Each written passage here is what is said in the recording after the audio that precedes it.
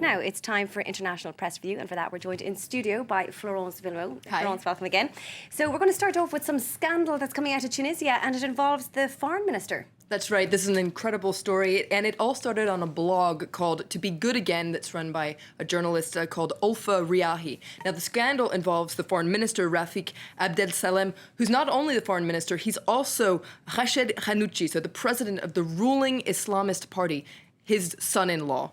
So the blog says that it has proof that the foreign minister has embezzled public money by spending huge amounts of money on certain hotel rooms at the Sheraton Hotel in Tunis. And on top of that, accuses him of having an affair with a married woman. Now, this has been picked up, as you can imagine, by a lot of the Tunisian press who are calling it the Sheraton affair. For instance, we're going to take a look at an article in Business News, the website, that points out that the woman in question, she's only known by her initials, SN.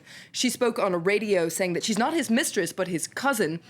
And meanwhile, the foreign minister has said that he's the victim of a defamation campaign. Another website called Capitalis says that since he was named foreign minister, Rafik Abdel-Salem has only caused trouble. And now he is involved in this embezzlement scandal, also these allegations of an extramarital affair. Meanwhile, he's always the one that's going around giving people lessons. So Capitalis says this is the last straw, he must go. Providing lots of scope for the papers, certainly anyway, in Tunisia and further afield.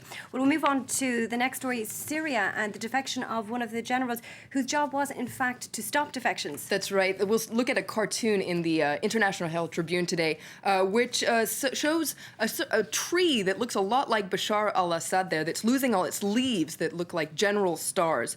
So according to the International Herald Tribune, he's more and more isolated there. And while we're on the subject of Syria, there's a really interesting article in the Guardian today that focuses on one of the sad consequences of fighting, which is looting, and it's written by their correspondent in Aleppo.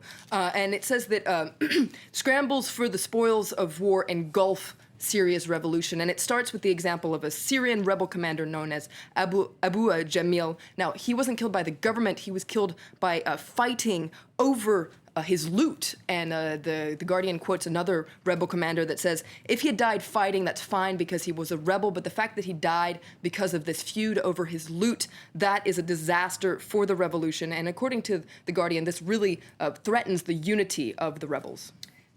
Now, Pakistan, we were looking as well, and a story where the former Prime Minister Benazir Bhutto's son has launched his political career, a third generation, it seems, of that family. That's right. We'll take a look at the Pakistani press, Dawn, which points out that Bilawal Bhutto Zardari launched his political career on the 5th anniversary of his mother's death. And there you see a photo of him there with his father, President Asif Ali Zardari. Now, a general election is due in the spring. He's too young. He's 24, so he can't present himself. But the PPP, the Pakistan People's Party, is counting on him to attract a lot of support. And there's another article in The Independent that points this out. It says that he's key to regaining mass appeal because since his mother's death, the PPP has run into some problems. And his father, the president, has lost a lot of confidence because there are allegations that he is corrupt. So a lot of the party is counting on the son to attract a lot of people. And Gulf News in their editorial points out that there are very high expectations of him. Meanwhile, it points out that the situation since his mother's death is still very dangerous. So a lot of stressing on his shoulders. And he certainly put a lot of passion into that speech he made yesterday.